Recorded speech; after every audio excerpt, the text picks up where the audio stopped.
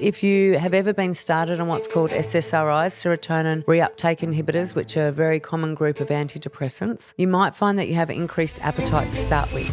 It is nearly impossible to lose weight, and particularly this is important for men. You need to lower the estrogen into a normal range. How do you lower estrogen? You help your liver metabolize it more. If your brain is on and you're in that aroused sympathetic state, you're secreting all those stress hormones, and when you're secreting those stress hormones, you're likely to be producing extra insulin and making belly fat. Welcome to Hormones with Sam, your guide through the confusing world of hormone health. I'm your host, Sam Beau Patrick, here to help you demystify and unlock the secrets to living a vibrant, happy life. Together, let's make hormones fun and sexy. Welcome back to Hormones with Sam, where we make hormones fun and sexy. And today we're going to be discussing 10 hormonal reasons why you possibly are not losing weight.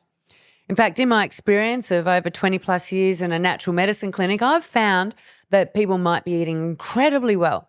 They might have a fantastic exercise regime and they still won't be losing weight.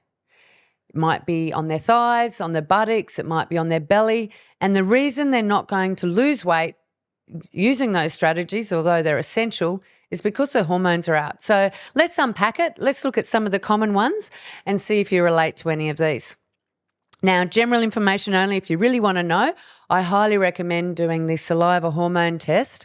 But let's just break these ones down. Now, you would have heard me talk about stress in previous podcasts. When our body's in a stress state and it is worried that its life is under threat, we secrete a stack of what's known as stress hormones. Now, stress hormones typically are adrenaline, testosterone, cortisol, noradrenaline. And I'm going to take each one of these in its own merit and explain why they may be leading to fat gain, but also the reason why you can't lose weight. So high cortisol. Cortisol is a really incredible hormone, and I think you'll start hearing it used a lot more around the traps nowadays because, 10 years ago when you were talking about hormones, people were a bit like, oh, it's a bit of an enigma, a subject we don't know much about. But now as people are getting more burnt out, more stress in the community than ever before, cortisol is a hormone that definitely has to be discussed. So high cortisol does a couple of things. It goes up to the liver and it says to your beautiful liver, which sits just under your rib cage on your right-hand side, to make cholesterol. It's one of its roles. So with that cholesterol production, and the reason it does it is because it believes that it might need to produce a whole stack of new cells, and cholesterol is important in that process, it may end up leading to what's known as a fatty liver or extra deposition of fat. And that's all because your cholesterol is too high. Cortisol plays a role with your 24-hour body clock as well. So if there's any problem sleeping later in the night and you're feeling stressed up until that point that you're meant to be going to sleep, possibly your cortisol levels are too high. The third thing it does is that gets our body on guard and ready to repair. And we call these little things that it secretes, the prostaglandins and the interleukins, inflammatory markers. So cortisol augments or starts off the inflammation process.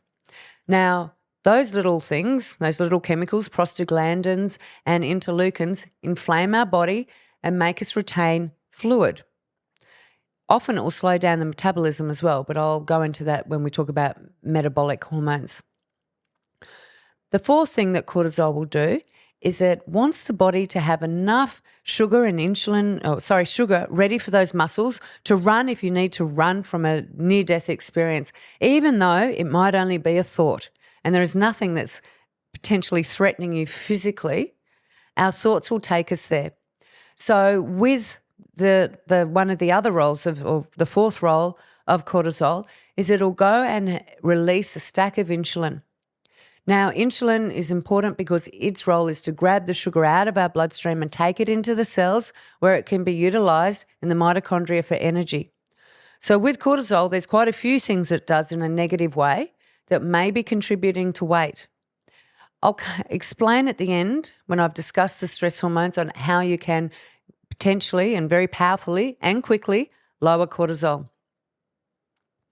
Along the similar stress pathway, we will release adrenaline. and its little cousin, noradrenaline.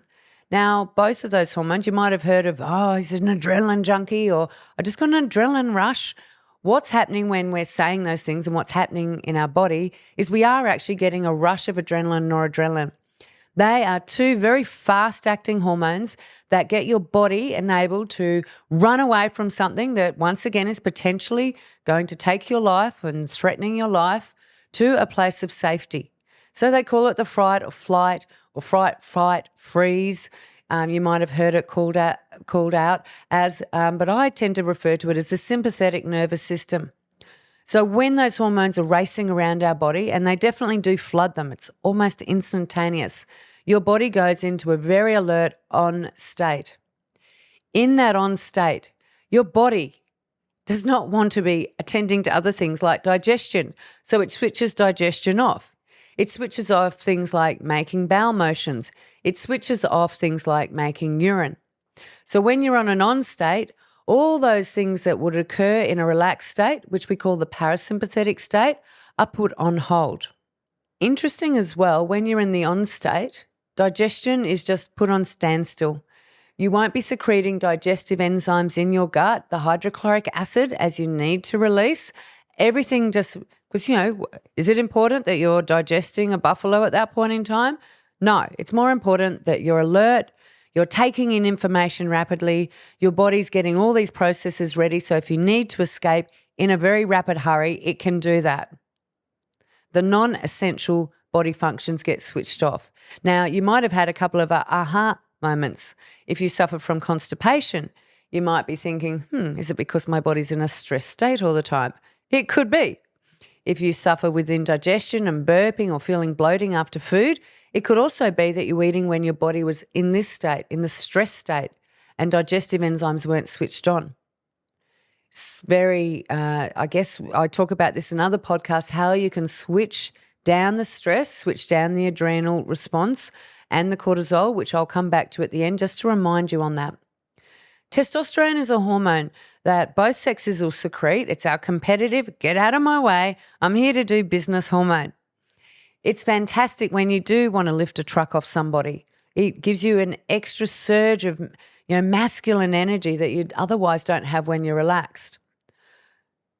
When we're secreting a lot of it though, when we're secreting a lot of testosterone, when we're just driving around town or we're running late for our children's netball, or we've just taken another email at 7:30 at night and it sends us back into that, oh my God, work is switched on again state, we produce testosterone, which will then start once again augmenting that stress response, increasing insulin, and that's a real problem.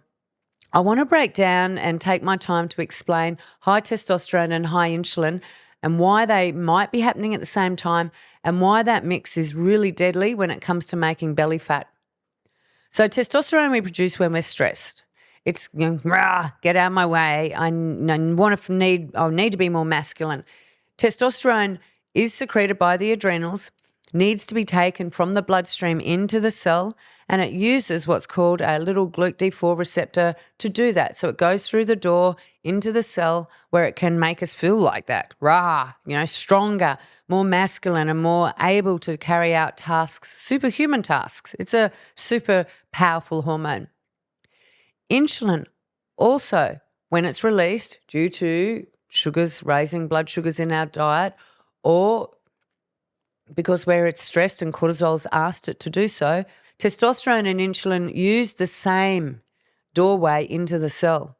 So we've got lots of testosterone circulating around because we're wanting to man up or fearing for our life. It potentially will congest that doorway. If we've got high levels of testosterone, we end up with the symptoms of that, which are aggression, whiskers, acne, belly fat. But if testosterone gets in and insulin doesn't get in and insulin rises, we start switching on that process called lipogenesis, lipofat genesis to make. And typically it'll go around the stomach. So making sure our stress levels are low before we eat is really important.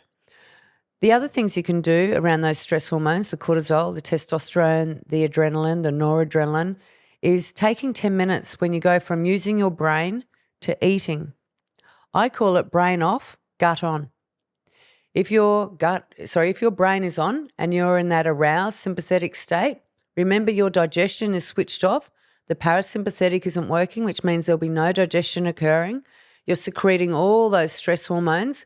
And when you're secreting those stress hormones, you're likely to be, aside from just switching off digestion, producing extra insulin and making belly fat. The 10 minutes it takes to lower that system before you eat is really important. Switching your brain off from on to off, very important.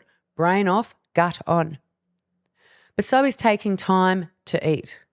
Slowing down, chewing food. In fact, they say 23 times is really important to release another hormone. I want to talk about two metabolic hormones. These ones are leptin and ghrelin. Now, leptin is a very interesting hormone. It plays a role in telling our brain that we're full. So it goes from our gut through the bloodstream. Now, remember, hormones are like the little courier system of the body that buzz around the body, taking a message from one part to another. So when we've been chewing for over about 20 minutes or the stomach starts to expand, leptin is secreted, which then travels via the bloodstream back up to the brain that says that you're full. It's our appetite, I'm full hormone. If you eat too quick, if your brain is on and you're not allowing leptin to kick in, you'll miss that signal and you will overeat. Now, interesting research shows that people who are overweight underestimate how much they consume by 20 to 30%. And even normal people, when asked to keep food diaries, also underestimate how much they eat by 20%. If you want to lose weight, slowing down, switching your brain off, chewing, aim for 23 times, but if you can get over 10, that's probably better than you're doing yesterday, and allow leptin to kick in so you feel full. Leptin works with another hormone called ghrelin. Ghrelin is an interesting hormone because it tries to keep us at what's called weight set point. Now, weight set points, we've got multiple ones that occur over our lifespan, are only really being explored recently. And a weight set point is what the body deems as normal weight for you. And ghrelin is the hormone that determines that. If you start to lose weight and you drop below your weight set point, ghrelin will kick in and sabotage this thing. It'll sabotage your whole body and say, hang on, we're losing weight, we need to stop right now, and it slows the metabolism down. But obviously, if you're trying to lose weight, you want that to occur. So ghrelin imbalances are also pretty common. You need to ride sometimes above the hunger in order to achieve the ghrelin response. But also, there's a lot of research coming out that low-carb diets, high-impacting exercise can be quite harmful, and mixing it up is the way to go. So you might do a rotation of 3, having low-carb day, just veggies, the next day loosening it up a bit, and on the third day having more carbs like maybe sushi or including some rice in there, and rotating it will help ghrelin bounce back in and do the job that it's meant to do, and then you can start to reset your weight set point. It's a difficult thing to do, but it needs to be done. Now, I'm going to include here with the metabolic hormones, thyroid hormones. Thyroid conditions are worthy of a podcast on their own. Our thyroid sits just below your voice box, just in that little groove, and governs our metabolism. It also is responsible for our moods and fertility and lots of other things. It's a very sensitive gland that produces your thyroid hormones. And if you're stressed, invariably I'll find that the thyroid suffers as well. Some of the common hormones that are important for sustaining the thyroid, and interesting, the pituitary plays such a big role in this. And in fact, the pituitary doesn't respond unless it gets stimulus from your pituitary gland, which is up behind your eyebrows, called thyroid stimulating hormone. So it's a hormone that goes down and says, come on, thyroid, it's time to wake up, it's time to go. And your adrenals do a similar thing. The TSH, the thyroid stimulating hormone, is the main hormone that doctors will measure on your blood tests. But interesting, sometimes your TSH is okay, but the two metabolic hormones, T3 and T4, are not okay.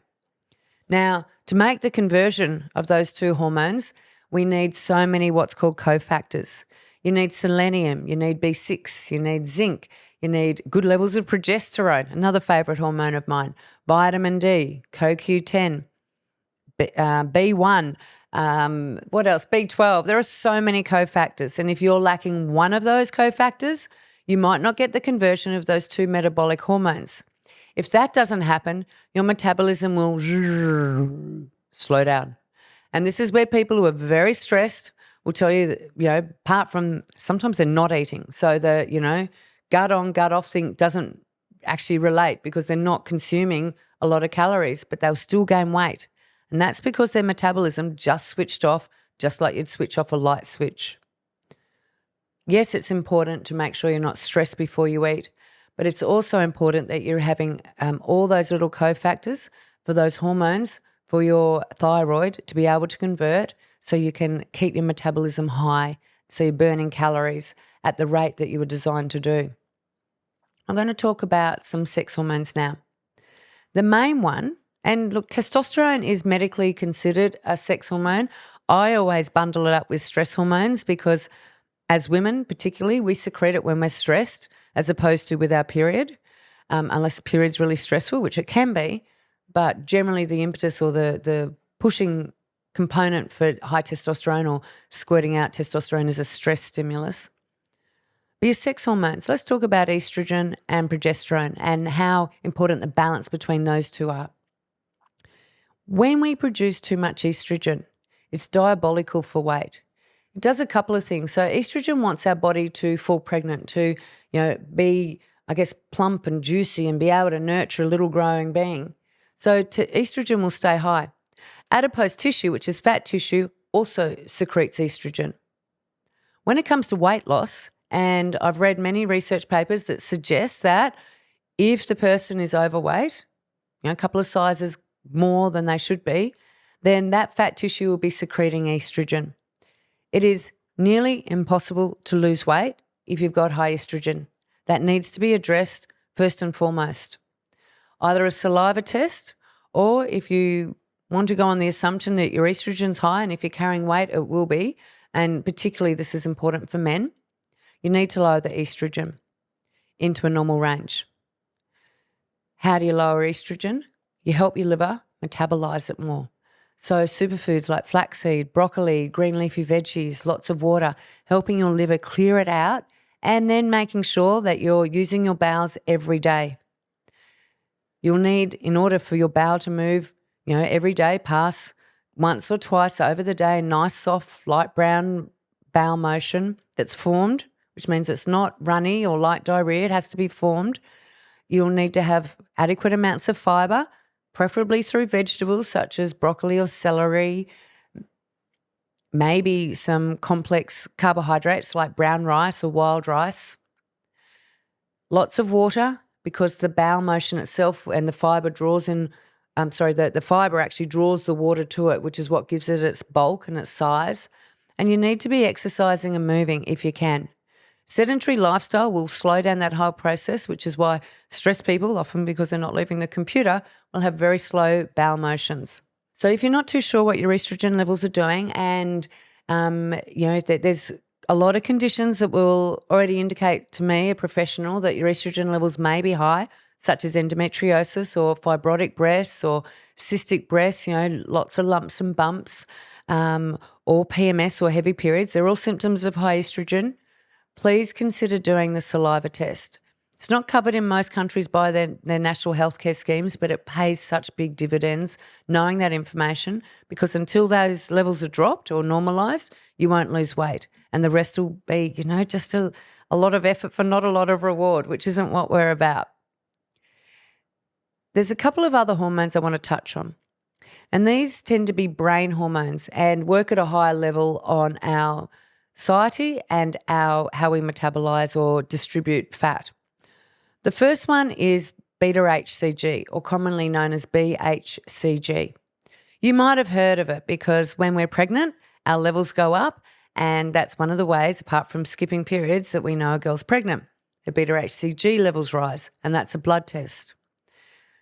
There's a huge cohort of people out there who have low BHCG levels who aren't in the fertility zone anymore. So this is a different subgroup of people whose parents are likely or other conditions have happened. When they were developing as an embryo inside their parent, the parent was experiencing low BHCG levels. So most of the research in this is done with the post-war babies. So babies born after World War II, 1945, when there was scarcity of food, and what the body did was it grabbed anything it could, any calorie it could, and distributed it around the body. This low BHCG can be rectified by taking BHCG, but it's not experimental. It's been proven to work, but you also need to couple the diet with a very low calorie diet. And people just find they might get great results initially, but it's really unsustainable long term. So with the low BHCG, it resets the fat distribution to hoard. So you'll end up with around your thighs or your belly, and it's because the HCG levels are low. In this instance, I would once again, stepping back out of life a little bit, giving yourself permission to heal, look at what you're saying yes to, and develop a healthy association with food. Look at where your calories are coming from, make sure that they're nutrient rich, make sure that your body's well rested, and that you're doing the best to augment a balanced hormone pattern in your life. If you're putting your body under major stress, you will definitely affect all your metabolic hormones, and that's not going to help you if you're predisposed to low HCG levels. Serotonin, it's considered a mood happiness hormone. It's produced primarily, larger levels up in the brain. It definitely is associated with happy moods, low anxiety, making us feel good. With low serotonin, though, we can have an increased appetite. And conversely, high serotonin levels will switch off appetite. And it's one of the reasons why we think when people are in love that their appetite starts to diminish and they start to lose weight.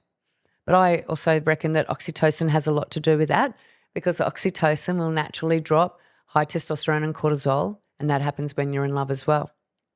So serotonin, if you have ever been started on what's called SSRIs, serotonin reuptake inhibitors, which are a very common group of antidepressants, you might find that you have increased appetite to start with, and that's because of the impact of serotonin on our appetite.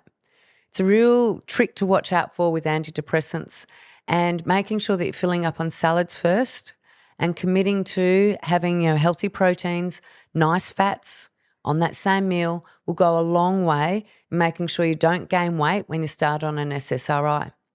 Similarly, with some people, it's a very smaller percentage. It's a lot smaller, the percentage though. They will, with higher serotonin levels, have no appetite and will lose weight. But my experience, I did sell SSRIs as a pharmaceutical rep for a couple of years there.